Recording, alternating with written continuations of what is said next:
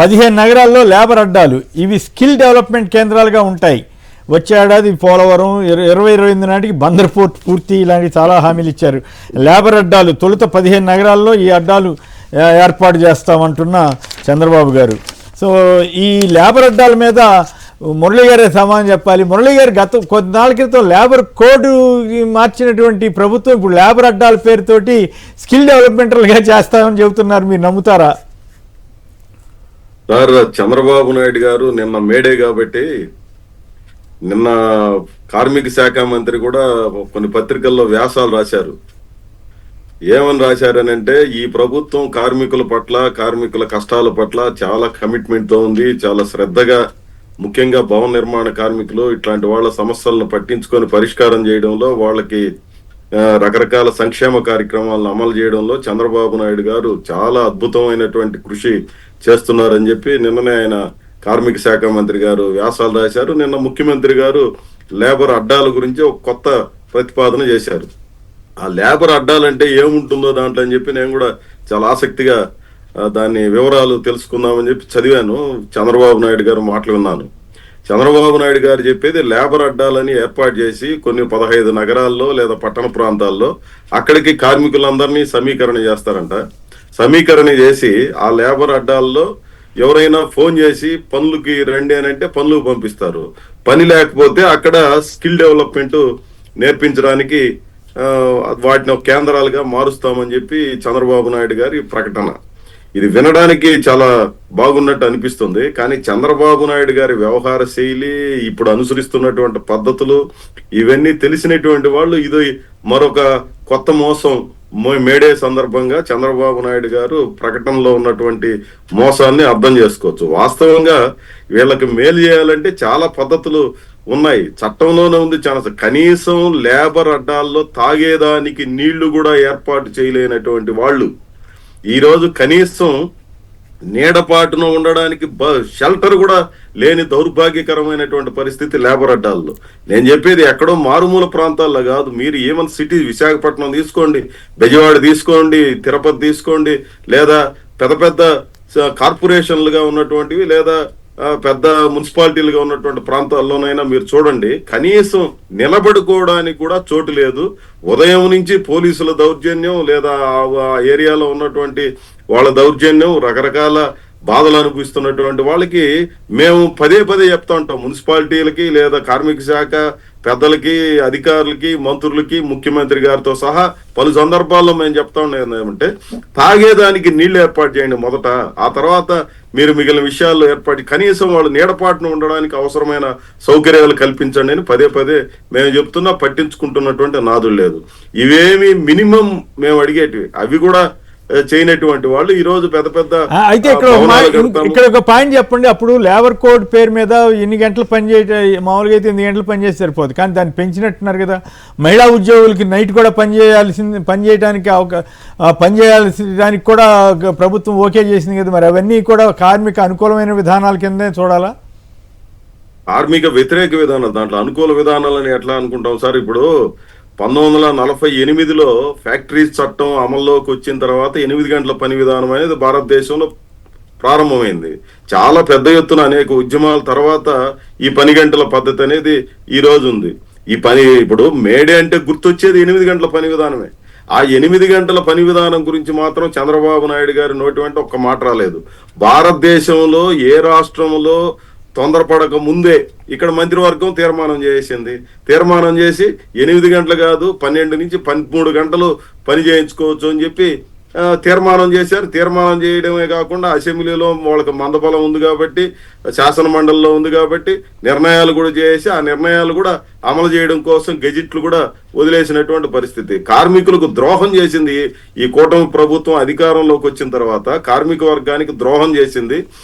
అనేక ఏళ్లుగా 8 గంటల పని విధానం ఏది ఒక శతాబ్ద కాలంగా దగ్గరగా అమలవుతున్నటువంటి దాన్ని ఏకపక్షంగా రద్దు చేయాలని కేంద్రంలో ఉండే ప్రభుత్వం ప్రయత్నం చేస్తే దానికి ఒత్తాసుగా ఈ రాష్ట్రంలో ఉన్నటువంటి ప్రధాన పార్టీలు వ్యవహరించాయి. దాంట్లో చంద్రబాబు నాయుడు గారు మరింత ముందుకెళ్లి ఆయన ఈ ప్రయత్నం చేశారు. ఈ లేబర్ కోడ్లు కారణంగా తీవ్రమైనటువంటి నష్టం కార్మిక వర్గానికి ఏర్పడింది. మహిళలు ఇప్పటిదాకా రాత్రులు పనిచేయడం అనేది లేదు, కానీ కొత్తగా చంద్రబాబు నాయుడు గారు రాత్రిళ్ళు మహిళలు పని చేయించుకోవచ్చు, కొన్ని సౌకర్యాలు వాళ్ళకి కల్పించడం. ఎవడు సౌకర్యాలు కల్పిస్తున్నాడండి?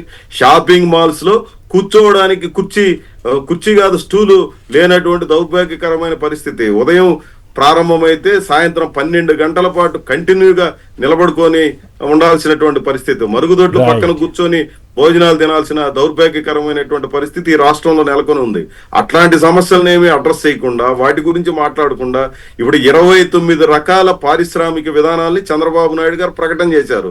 పారిశ్రామికవేత్తలు, కార్పొరేట్ కంపెనీలు వాళ్ళకి సంబంధించి పదే ఒక్కొక్క రంగానికి, ఒక్కొక్క ఇండస్ట్రీకి ఒక్కో రకమైన విధానం, 29 రకాల పారిశ్రామిక విధానాలు ప్రకటన. ఏ విధానంలోనైనా కార్మికుల గురించి, కష్టజీవుల గురించి వాళ్ళకి ఈ సౌకర్యం కల్పిస్తున్నాం, గతంలో ఉన్నదానికంటే మెరుగైనటువంటి పరిస్థితులు ఇస్తున్నాం అని చెప్పారంటే లేదే లేదు. ఇప్పుడేమో ఈ రకమైనటువంటి ప్రకటనలు చేస్తున్నా. ఇది ఒక అర్థం కంగారు పడక్కర్లేదండి. ఆయన ఆ మధ్య పశువులకి ప్రతి ఊళ్ళోనూ ఒక హాస్టల్ పెడతానన్నారు కదా, అది పెట్టారా? పెట్టి దాన్ని ప్రయోగాత్మకంగా ఏమైనా చేశారో నాకు తెలియదు. చేసింటే మాట మీద ఉన్నట్లే. కాబట్టి ఇప్పుడు ఈ అడ్డాలు ఇటువంటివన్నీ కూడా ఊళ్ళో ఒక చోట పెడితే అది ఎంతవరకు అవుతుంది? అదంత తేలిగ్గా అయ్యేవి కాదు కదా. దానికి సంబంధించిన కాస్టు ఇప్పుడు ఎఫెక్టివ్గా ఇవన్నీ చేయాలి కదా. వందలు వేల సంఖ్యలో ఉంటారు సార్ కార్మికులు. మరి ఎక్కడ సాధ్యమవుతుంది? ఊరికే ఏదో జనాన్ని మీరు అన్నట్టుగా ఊరికే ఏదో ఒక చేయదలుచుకుంటే చాలా అంతే, ఖర్చు లేని వ్యవహారం. అంతే కదా. ఇప్పుడు పశువులకు హాస్టల్ పెడతానన్నారు, అందరూ ఆశ్చర్యపోయారు ఇది ఎట్లా సాధ్యమని. అందరూ కార్మికుల సంక్షేమం రీత్యా అడ్డాలు పెడితే నిజంగా వాళ్ళకి మురళి గారు చెప్పినట్టు సదుపాయాలు క్రియేట్ చేస్తే సంతోషించవచ్చు. కానీ అవి చేయాలన్నా కూడా గవర్నమెంట్ దగ్గర డబ్బులు లేవు అంటున్నారు కదా. 90% ప్రభుత్వం ఉద్యోగులకే సరిపోతుందని రోజు ఆయనే చెబుతున్నారు. వెంకటేష్ గారు చెప్పండి దీని మీద సంక్షిప్తంగా మాట్లాడితే. టీటీడీ కమిషన్ చేసినటువంటి విచిత్రమైనటువంటి సిఫారసుల గురించి కూడా మనం మాట్లాడుకుందాం.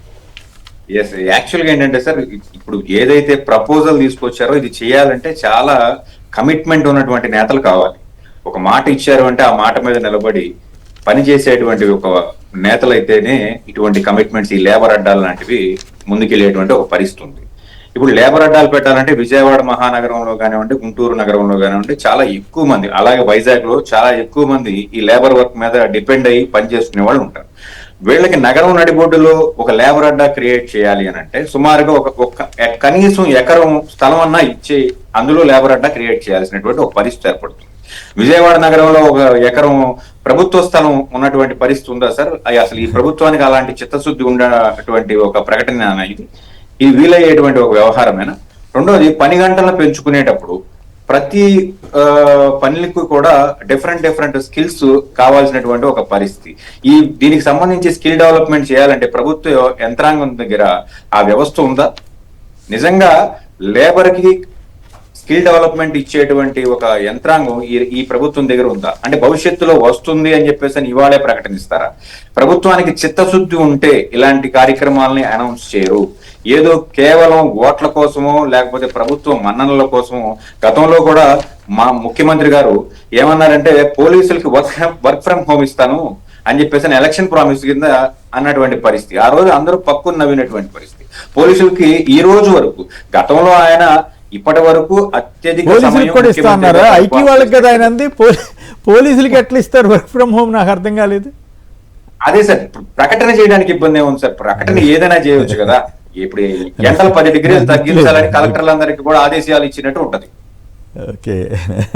ప్రకటన ఇవ్వడానికి పెద్ద ఖర్చు లేదు కదా. ప్రజలు నిజంగానే లేబర్ అడ్డాలు అన్నది మీరు చెప్పినట్లుగా, వెంకటేష్ గారు చెప్పినట్లుగా ఒక్కొక్క టౌన్ లో, సిటీలో చూసుకుంటే ఒక చోటే సాధ్యం కూడా కాదు. 2-3 చోట్ల పెట్టాలంటే కనీసం ఎకరం నుంచి 2 ఎకరాల స్థలం ఉండాలి, దానికి సంబంధించిన వ్యవస్థ ఉండాలి, ఇన్ఫ్రాస్ట్రక్చర్ ఉండాలి, స్టాఫ్ ఉండాలి, టెక్నికల్ ఏర్పాట్లు జరగాలి. ఏదో స్టేట్మెంట్ ఇచ్చేస్తే అయిపోద్దా? మరి ఎక్కడో చోట చేసి ఒకవేళ చేయదలిచినా వీళ్ళంతా అంటారా అని చెప్పి ఎక్కడో చోట పెట్టే మొత్తం చేశానని చెప్పినే చేస్తారేమో తెలియదు. రైట్, ప్రసాద్ గారు హైదరాబాద్ నుంచి. ప్రసాద్ గారు నమస్కారం, మాట్లాడండి. నమస్కారం సార్. సార్, ఇది అమరావతిలో 21,000 రూపాయలు అడుక్కి 18,000 చిల్లర 19,000 అండి. అంటే ఇంకా రోడ్లు అవి అంటే ఇప్పుడు దాంట్లో ఉన్నదే చెప్పాలి, కానీ మనం ఎక్కువ చెబితే మీరు కావాలని దుష్ప్రచారం చేశారని చంద్రబాబు గారి కంటే ముందు ఈనాడు వాళ్ళు తెగ బాధపడిపోతున్నారు ఆ రేట్ల గురించి మాట్లాడకుండా. అమరావతి సార్ మనం ఏమండి? అంటే 1000 అడుగుల స్థలంకి 1000 అడుగుల ఫ్లాట్ కి 1,80,00,000 అవుతుంది అనమాట అండి అక్కడ. హైదరాబాద్ లాంటి చోట్లే 6,000 7,000 ఉన్నదండి. 70 లక్షలకు 1000 అడుగుల ఫ్లాట్ వస్తుంది మనకి ఇక్కడ. అవును. అట్లాంటిది 1,80,00,000 అంటే ఇప్పుడు గవర్నమెంటే కట్టిందంటే ప్రైవేట్ వాళ్ళు కూడా అదే రేటుకు పెట్టారనుకోండి, ఎవరన్నా ఇల్లు కట్టుకోగలుగుతారండి అక్కడ? ఎవరన్నా ఇల్లు కొనుక్కోగలుగుతారా?